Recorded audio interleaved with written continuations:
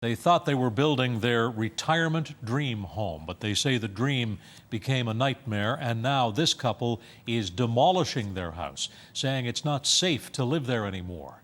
CTV's Andy Campbell has the story. This wall, at times, water runs over it. Gary MCKAY says that was the first problem he noticed, water seeping into the basement of his new home.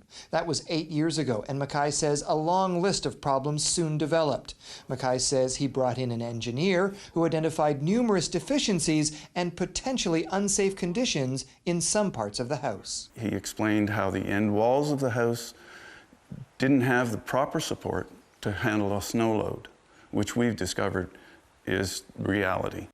Despite the engineer's warning, the MCKAYs remained in the house. They were hopeful the builder would provide a fix. After all, they had a contract, and they say the home had been inspected prior to them moving in. To me, the building permit process has no value if the people that are exercising that are not doing the job that they're supposed to.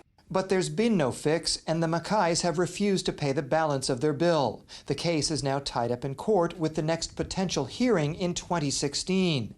Not prepared to wait, they're now tearing down their dream. They say they can't live through another storm, wondering if their roof would hold. Sometimes we slept in the basement, thinking, well, if the upper level collapsed, we'd be safer in the basement.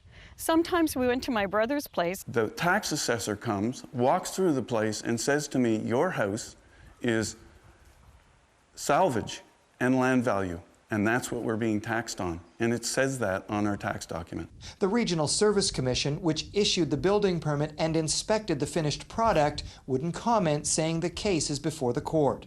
I spoke with the builder, too. He did not want to do an on-camera interview. He says there are two sides to every story. He says the house was built to code and that he's got an engineer's report that proves it.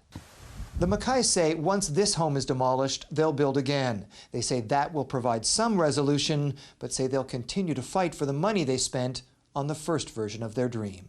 Andy Campbell, CTV News, Wickham, New Brunswick.